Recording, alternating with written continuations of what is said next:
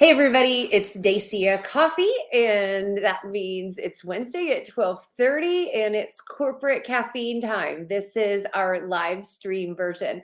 For those of you who are seeing this, there are also other corporate caffeine episodes, longer ones with interesting, brilliant people talking about ways to fire up your success, fulfill your potential, and just explore who you're supposed to be in the work world and what's possible. So you can find that on any of your favorite podcasts. So podcast platforms, YouTube, iTunes, Spotify, any of the other ones. So I hope you will check us out and follow. And we're always looking for good topics, good ideas. We've got some really amazing, amazing guests coming up soon. I cannot wait to share the conversations with you. They are really going to blow your mind. So, but I'm going to keep that a little bit of a secret. And you'll just have to go there and check it out, see what's coming up.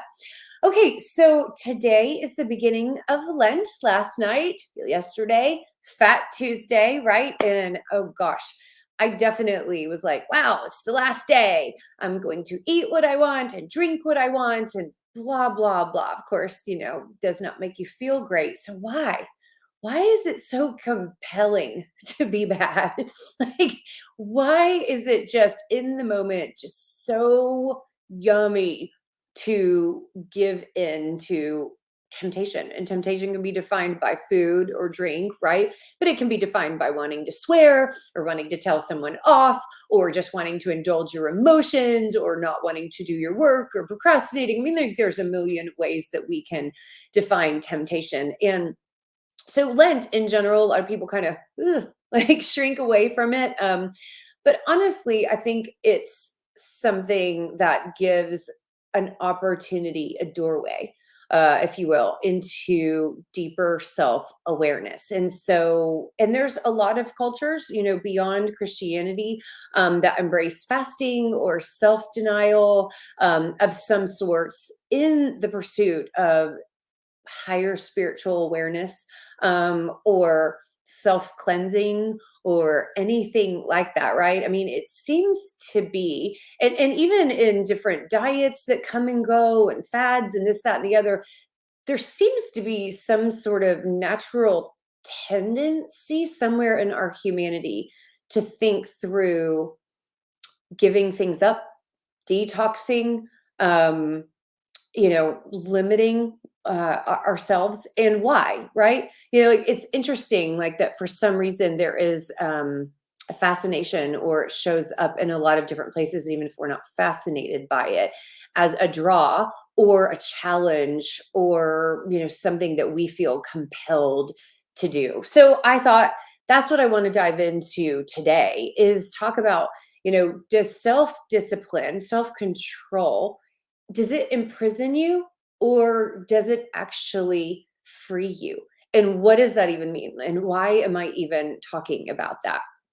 So I've got a couple of different thoughts about that. And I think the first one is that number one, you can't have self-control without self-awareness. And I think all success, all fulfilling your potential, all of your ability to hear what you are called to do and what impact you are called to have in this world is related to your ability to know yourself and to be aware of yourself. Now, there's two sides of that coin, of course, right? We have to be aware of where we're wonderful, where we're great. And you actually have to be willing to own that. You have to be willing to say, I am good at this, or I am one of the best at this area. And stating that without arrogance, without condescension, but just in a kind of flat, excuse the word, approach, as in, I'm stating a fact. I do have a gift at this, or I am skilled at this, or I am educated in this area, and ... Thus I bring value because of that. That is a statement of fact, right? That is not who you think you are. That is how you choose to just show up in the world and where you shine, where you really do bring value to people. That is a fact. And so that's one side of the self-awareness coin. And then the other, of course, is where do I not bring value? When I jump into what areas, when does chaos show up? Or when do things get heavy or difficult or confusing? Or when do I cause problems? Right. And so sometimes it's causing problems for ourselves, sometimes it's causing problems for others. Those are usually connected. Those are usually tightly connected there, that it's just, again, a different side of the same coin. But self awareness. And so, in that area, I don't think you can have any sort of self discipline, or you can't have any success around self discipline and self control without that awareness piece. So, I think first and foremost, just even trying to walk this path and consider that is a deep dive in self-awareness. And then when you're looking at it from a Lent standpoint, there's another layer to that, right? There is the humility layer about there is a higher power that guides my life, that I want to hear more from, that I want to be in alignment with, that I want to tap into, that I want to know the will of, that I want to embrace that love and joy and return it, right? And so just that activation in your own heart and in your own soul into what's bigger than just what's in our own heads. So I think that's exciting because there's, self-discipline and self-control in regards to your diet, right? Or an exercise regimen, or finishing a book, or anything where you're trying to create a healthier or a more positive outcome. So like you're basically driving to your goal, right? So there is self-discipline around that. But it's interesting because for Lent, I've had varying degrees of success around Lent.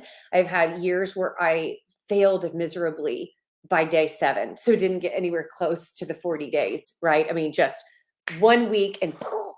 And I look back at those times, and it's pretty clear to me what it was about. I was not tapping into the spiritual strength that is available. For self discipline when my goals are self centered during Lent. Um, when it's all about me, it's very difficult to stay focused and to stay committed to, something where I just want to be better. And so it's interesting. It's kind of like that agenda that is might be functioning. So I guess I probably ought to clarify what I'm giving up for Lent this year, and other times I've given you a couple examples, other things I've done in the past. But this year, I am giving up all alcohol and all processed foods. I want to eat as close to how God created food as possible. Now, I do not turn this into an altar that I worship on. I do not get neurotic and freaky about the details of that. But it's just a general theme that I embrace. And like I said, there's been some years where I skated through it. I was great after the first week. There really wasn't strong temptation, and I was just really able to navigate social scenarios as well as self-sabotage. And every time it was when there was a spiritual or emotional component to why I was giving that up. And what I mean by that is that sometimes those things become a distraction for what you're supposed to be doing in the world, who you're supposed to be helping, your ability to see clearly truth versus the emotions and the perspectives that we have that cloud our everyday judgments or points of view.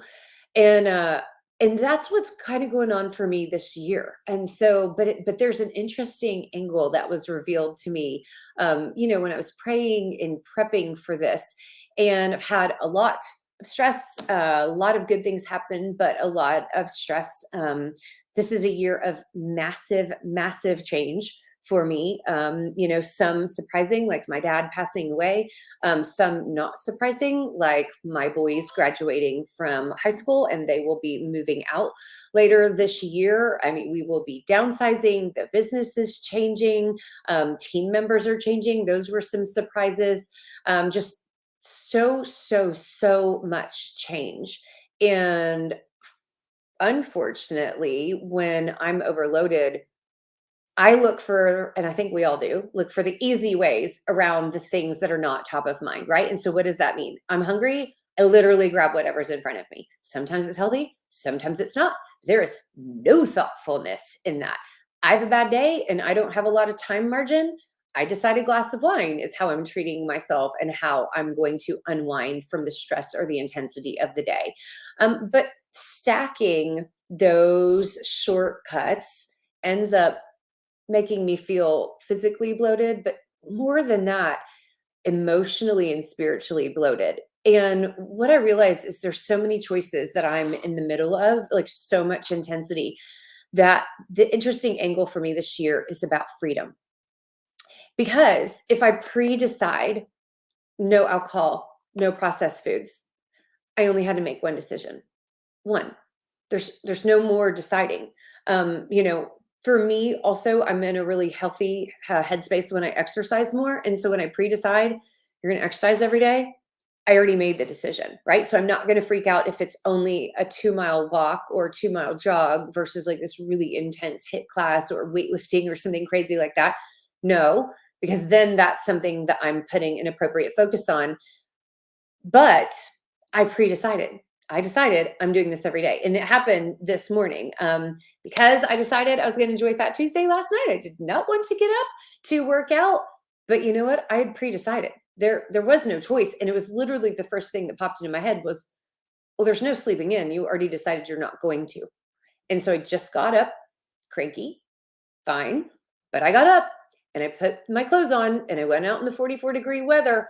And of course, I don't regret it, right? Like, no matter what the outcome of that run was, I had already made that decision. And so for me, and this is the first time really that this nuance has shown up, is that pre deciding is freedom because I'm so tired of making decisions that I'm giving myself a gift of no decisions around these shortcuts. Um, Period. Right. And I'm going to find other shortcuts like meal planning and making one decision a week on what I'm eating and just limiting because really what I'm seeking is simplicity. And also what I'm seeking is a focus on what's important. And hoping that I can hear the voice of God and his will more loudly when there's just less of me and less of my noise and less of my decisions in my own head. And so it's weird. I'm excited, right? Like, I love a good glass of wine. I love a margarita. I love dinner conversations with amazing people. We have a very social, busy social life. And so choosing to not eat processed foods and to not drink is a very big challenge. And I don't care. Like, I'm looking forward to telling people the truth. I'm looking forward to exploring what's uncomfortable and forcing myself to be like, why can't you sit still? Or why can't you have a conversation? Or why are you getting squirrely in any given scenario? And being willing to dive into that. So circling back to self-awareness and just cutting through some deeper layers around that. So, for you guys, I would like to challenge you anytime that you realize that you're needing a healthier approach. Define healthy however you need to define it, right? It can be people, it can be relationships, it can be boundaries, it can be work, it can be laziness or work addiction or, whatever. But if there's some call for you to be healthier, to get more clear, or to do something, exploring that maybe it's not self denial only, but maybe there's freedom on the other side. And that's okay to be uncomfortable. It's okay to lean into discomfort because you can do strong things, you can do hard things. And sometimes those hard things are going to be massive blessings and they actually won't be hard. Because that's the one thing I realized is I spend and exert so much energy anticipating things. Now, when I'm anticipating a vacation or an outcome, yes, that is good anticipation. And it's something that brings me additional joy. And I've learned to try to set up scenarios where I can engage daydreaming and anticipation. However, we have the equal anticipation of dread, things that we don't want to do, and it's always worse than when it actually shows up. We are always more capable. We are always stronger. We are always clearer than we thought we were, unless we're indulging indulging ourselves in over dramatization or whatever. But generally speaking, the anticipation and the dread is the burden. And so I'm just not going to dread anything. I'm just going to unplug from that and just do it, just do life. Um, and do it in a way that cleans out my head and my heart and helps me hopefully have the eyes to see and the ears to hear the things that I need to for this next phase of my life. So I'm really, really excited. So, um, but it's interesting. I wanted to pose one other thought. I mean, I purposefully titled this conversation is self-control or self-discipline imprisonment, or is it freedom? And so I just explored the freedom side. But I do think it's important, and then back to that self-awareness piece, to explore when is self-discipline actually an imprisonment, because it can be. And at first I really shied away from this because it's easy to say people need to be better, people need to be stronger, people need to be more focused. But we're more complicated than that. And so when does self-discipline hurt instead of help, limit you instead of release you? And there's a couple of different things. I think when it's an obsession. So if you have a scenario where you're starting to use self-discipline or self-denial, either as punishment for yourself, especially frequently, or if it's a replacement for a place of your life that you feel out of control, that's heavy and it's dangerous. And so when self-discipline is your obsession, when it is the outcome, and it's not related to something else, it's not making space for something else, but that is what's filling it up, I think that's dangerous, and that is imprisonment. I kind of touched on this before. I think when self-discipline, when you're not clear about what your real agenda, what your real motives are, I think that's hard. I also think for some of us, not all of us, but for some of us, sometimes we aren't our own big enough reason to maintain that, right? And so sometimes I think you just have to go deeper, because otherwise you're just going to be on this hamster wheel of failure, trying, failing, trying, failing, trying, failing. And maybe it's not because you don't have self-discipline. Maybe it's not because you lack the ability to have self-control. Maybe it's just that you didn't go deep enough to be rooted in a reason to feel like the progress that will be made through that experience and that journey actually is worth it, right? And our brains are, our subconscious, especially brains, are very smart. Like our subconscious knows ourselves really, really well. And so is it talking actively to the conscious brain? Are we in alignment with what's happening deep inside us versus what we're saying to ourselves, on the conscious level? Going deep today. I guess that makes sense. First day of Lent makes sense to be going deep, right?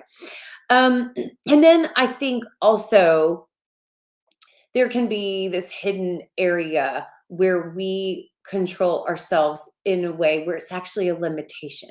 So, for instance, sometimes we don't speak up. And it might be about something that you're seeing, or it could be on your own behalf or on the behalf of someone else, or even just offering a point of view, just offering an insight or an idea. And we can wear that as a badge of honor, that we have self-control and we don't just spout off, at the mouth. However, if you do it too much, you're limiting your ability to contribute to the world and to contribute to other people's lives. And so I think you've got to be careful what you have decided to not give yourself permission from, right? Where that is, you don't have permission. You are literally controlled, not in self-control, but controlled by something hidden, some sort of blind spot that you have. So, for instance, another thing is not giving yourself permission to have boundaries and to letting people to saying yes too much. You guys have heard me talk about that, but sometimes it can be an over giving where we're self-sacrificing so much. And I'll tell you the fastest way to figure out if you're doing that is, do you have resentment in your life? Resentment is a big, huge red flag. You speak from experience, so this is not finger pointing. But if you have resentment in your life, it is because you have deteriorated some boundaries and you are not in balance with what you give and what you need in order to give from a joyful place. And so, whew, but that's back to the self awareness thing, right? So, resentment is an outcome of when our self discipline is imprisonment, but it's a gift if you choose to let it be self awareness, right? Like that is your body and your heart telling you. I mean, like when you're resentful, like, I mean, you feel it. Like sometimes you even physically shake or like you clench or your stomach rolls or whatever, but there is oftentimes a physical expression of that. You just have to look in the mirror and ask yourself, what is that telling me about me? Like what is this and why is this happening, and gives you permission to actually have a say and to have a choice on continuing to allow that scenario to happen or not, right? But you go from the dark into the light, and that's really, really powerful. um a couple of other ones, a lot of times we sacrifice inappropriately, right? "Oh, I can't leave this job," or "I can't say no," or "I can't do this." And we just get ourselves stuck. And we're so good at rationalizing why we're not being challenged anymore, why we think we have to do something. And so, it looks like self control, but it's not, right? I mean, it might be hidden fear. Might be complacency. There's always something behind complacency. Side note, that is an outcome. That is not a state of being. So why are you there? Why is that going on? Back to self-awareness. And then also, I think the final one, and again, I've already touched on this a little bit, but you've got to be so careful that when you are limiting yourself, when you are in consistent and constant self-control, is it something that you're worshiping? Meaning, is it so wrapped up in your identity, or an area where you're trying to force an outcome or force a scenario or force security that's maybe just an illusion? But when you look at your ability to go, or stop, or limit, and it alone is the outcome. I mean, that is a version of worship, and it's toxic. Like it's not healthy. So there's supposed to be joy in that. Worshiping is joy. It has rejoicing in it, and it's a wonderful thing. And so you've got to be very, very careful about what you worship, and especially what you worship in places that are hidden from you. So bringing that all together, I guess today, all I want you guys to do is to think about yourself. And instead of trying to be self driving, instead of trying to force things, just take some space to listen and to sense, what do you need? Like, what are you being called towards? What would be a relief, even if on paper it does not sound like a relief, right? Like me stopping drinking, stopping bad eating habits, that does not sound like a relief, but will be, and it already is, right? And so just going through that dynamic tension, those places where it's a little paradoxical, it looks like it's in disagreement. But if you decide to sink into that interesting place, what might open up for you, and what space might be created in your head and your heart in your life by doing these. All of this to say, on both sides of this coin, it's about the fact that you are your own leader, right? You are responsible for leading yourself. And, for me, I need to tap into the higher power. I need to tap into the Lord in order to be a good leader of myself, in order to be obedient, which is love, right? Obedience is love to God.